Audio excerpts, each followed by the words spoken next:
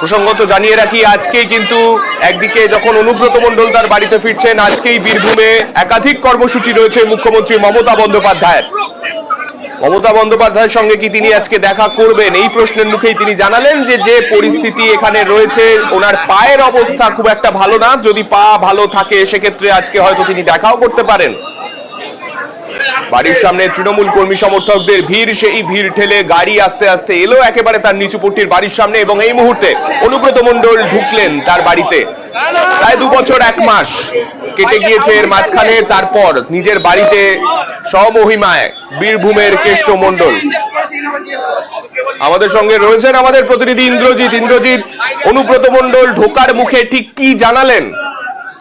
অনুব্রত মণ্ডল যেটা জানালেন, তার যদি শরীর সুস্থ থাকে এবং মমতা বন্দ্যোপাধ্যায়ের সঙ্গে তিনি দেখা করবেন, তার বাড়িতে ঢুকতে যথেষ্ট তাকে কিন্তু বেগ পেতে হয়েছে এমনটাই কিন্তু জানা যাচ্ছে। এবং দেখাও গেল যে অনুব্রত মণ্ডলকে যে গাড়ি, সেই গাড়ি কিন্তু ঢুকতে, অর্থাৎ তার বাড়ির সামনে নিচুপড়িকে বাড়ি সেখানে ঢুকতে যথেষ্ট বেগ পেতে হলো, কারণ যে পরিমাণে কর্মী সমর্থকেরা ঢুকেছে। একটু পরে অনুব্রত মণ্ডল হয়তো এবারে সাংবাদিক সম্মেলন করতে পারেন এমনটাই কিন্তু জানা যাচ্ছে।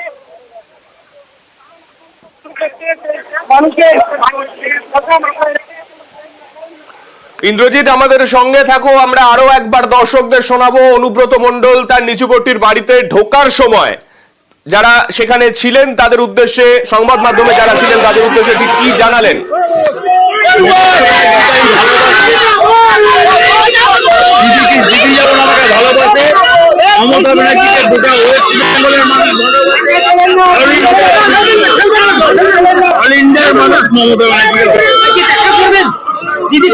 শরীর পায়ের অবস্থা দরকার হলে দিদির সঙ্গে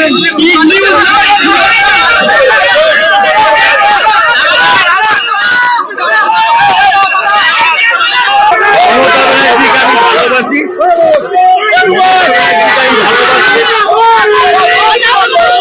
দিদি যেমন আমাকে ভালোবাসে, মমতা ব্যানার্জিকে গোটা ওয়েস্ট বেঙ্গলের মানুষ ভালোবাসে,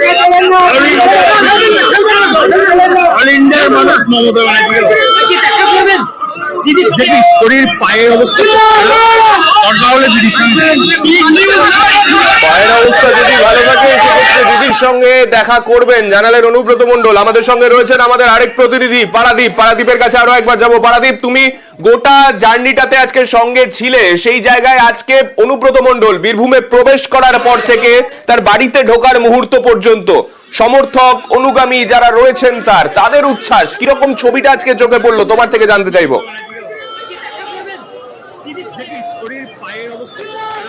একদমই ভোর 5টায় তিনি একটু ক্যামেরা পার্সন বলবো একটু সরে আসতে, ভোর 5টায় দমদম বিমানবন্দর থেকে তিনি রওনা দিয়েছেন। এখন ঘড়ির কাঁটায় 9:17, 4 ঘন্টা 17 মিনিট রাস্তা ফাঁকা, হাইওয়ে ছিল, তারপরেও যেভাবে বারে মানুষের জমায়েতের কাছে গতিরুদ্ধ হয়েছে অনুব্রত মণ্ডলের গাড়ির, সেটা কিন্তু সত্যি নজিরবিহীন। আমি ছবিটা দেখাবো। এই মুহূর্তে অনুব্রত মণ্ডল তিনি বাড়ির ভেতরে গেছেন, কিন্তু বাড়ির সামনে যে জমায়েতের ছবিটা দেখা যাচ্ছে সেখানে তৃণমূল কংগ্রেসের কর্মী সমর্থকরা তারা ভিড় করে দাঁড়িয়ে রয়েছেন এবং তারা সবাই আবির খেলছেন। একটু আগে সেই ছবিও আমি তোমায় দেখাচ্ছিলাম যে এখানে পুষ্প বৃষ্টি হচ্ছিল, ফুলের বৃষ্টি হচ্ছিল। এই মুহূর্তে আমরা অনুব্রত মণ্ডলের বাড়ির ঠিক সামনে রয়েছে। অনুব্রত মণ্ডল এবং সুকন্যা মণ্ডল তারা গাড়িতে বেশ খানিকক্ষণ বলা যেতে পারে আটকে ছিলেন, কারণ এত মানুষ এখানে ভিড় করেছিল তাদের প্রিয় নেতাকে দেখার জন্য। দলীয় কর্মী সমর্থকরা তৃণমূল কংগ্রেসের যে গাড়িতে বেশ খানিকক্ষণ তাদের বসে থাকতে হয়, এবং যে রাস্তাটা বোলপুরের রাস্তাটা জুড়ে মানুষ বিভিন্ন কর্নারে যেভাবে তাকে সারবদ্ধভাবে দাঁড়িয়ে তার হাতে ফুল তুলে দিয়েছে, গাড়ির ভেতরে বলা যেতে পারে ফুল যেভাবে ফুলের ডাই হয়ে রয়েছে, কোথাও মহিলারা শঙ্খধ্বনি দিয়েছেন, উলুধ্বনি দিয়েছেন। বোলপুরের রাস্তায় রাস্তায় বড় তোরণ করা হয়েছে যেখানে লেখা আছে সুস্বাগতম অনুব্রত মণ্ডল, সুস্বাগতম কেষ্টদা। একদিকে মমতা বন্দ্যোপাধ্যায়ের ছবি, আরেকদিকে কেষ্ট মণ্ডলের ছবি।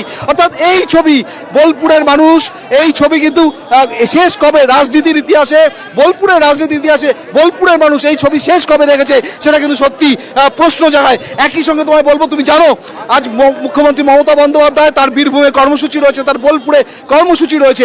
এই মুহূর্তে এখানে কিন্তু বৃষ্টি নামলো এবং বৃষ্টি উপেক্ষা করে এখানে কিন্তু শয়ে হাজারে কর্মী সমর্থক তারা দাঁড়িয়ে রয়েছেন। আমি আমার ক্যামেরা পার্সনকে বলবো ছবিটা দেখানোর জন্য। তুমি দেখো গেটের সামনে পুলিশ তারা কোনো ক্রমে হাত জোর করে অনুরোধ করছেন যে গেটটা ছেড়ে দেওয়ার জন্য। প্রবেশদ্বারটা ছেড়ে দেওয়ার জন্য। এবং যে কথা তোমায় বলছিলাম, মমতা বন্দ্যোপাধ্যায়ের আজ বীরভূমে কর্মসূচি আছে, বোলপুরে প্রশাসনিক বৈঠক আছে। জানতে চাওয়া হয়েছিল অনুব্রত মণ্ডলের কাছে যে তিনি কি আজ দেখা করবেন, তার সঙ্গে কি সাক্ষাৎ হবে মুখ্যমন্ত্রী মমতা বন্দ্যোপাধ্যায়। তিনি বলেছেন, যেটা বলেছেন সেটা কিন্তু সব থেকে বেশি তাৎপর্যপূর্ণ। তিনি বলেছেন তিনি মমতা বন্দ্যোপাধ্যায়ের সঙ্গে ছিলেন, তিনি মমতা বন্দ্যোপাধ্যায়ের সঙ্গে আছেন, তিনি মমতা বন্দ্যোপাধ্যায়ের সঙ্গে থাকবেন। বোধহয় বোলপুরের মাটিতে বছর দুয়েকের ব্যবধানে পা রাখার পরে এই বক্তব্যটাই বোধহয় সব থেকে বেশি রাজনৈতিকভাবে তাৎপর্যপূর্ণ। কারণ অনুব্রত মণ্ডল তিনি বলছেন যে যদি তার শরীর ভালো থাকে, তাকে জিজ্ঞেস করা হয়েছিল তার শরীর কেমন আছে, তিনি বলছেন তার পায়ে সামান্য ব্যথা রয়েছে, তার কোমরে ব্যথা রয়েছে, তিনি শারীরিকভাবে অসুস্থ রয়েছেন। কিন্তু শরীর যদি ঠিক থাকে, শরীর এই মুহূর্তে আরো একবার ছবি অনুব্রত মণ্ডল বাইরে এসছেন, অনুব্রত মণ্ডল তিনি বাইরে এসছেন যারা সমবেত কর্মী সমর্থক তৃণমূল কংগ্রেসের যারা অপেক্ষা করছিলেন তাদের সঙ্গে দেখে নেওয়ার জন্য সেই ছবি।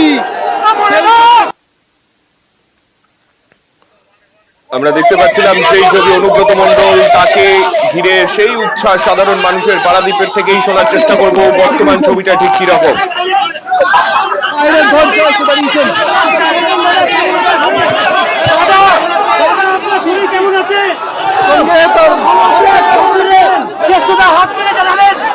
শরীর ভালো আছে,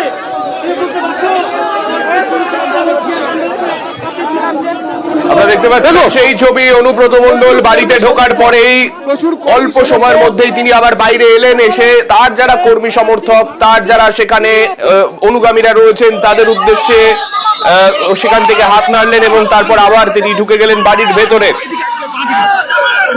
পারাদীপের কাছে আরো একবার যাব। পারাদীপ, যে ছবি আমরা দেখতে পাচ্ছি, সাধারণ মানুষ, পারাদীপের কাছে আসবো, তবে বাড়িতে ঢোকার মুখে অনুব্রত মণ্ডল যে কথা জানিয়ে গেলেন, অর্থাৎ আজকে মুখ্যমন্ত্রীর বীরভূমের যে কর্মসূচি, সেই কর্মসূচিতে তিনি যাবেন কিনা সেই বিষয়ে যে কথা জানিয়ে গেলেন, শোনাবো আরো একবার।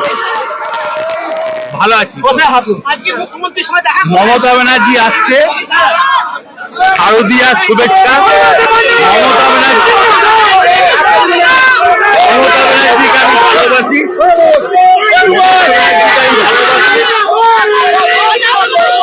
দিদি যেমন আমাকে ভালোবাসে, মমতা ব্যানার্জিকে গোটা ওয়েস্ট বেঙ্গলের মানুষ ভালোবাসে, অল ইন্ডিয়ার মানুষ মমতা ব্যানার্জিকে। দিদি শরীর পায়ের অবস্থা দরকার হলে দিদির সঙ্গে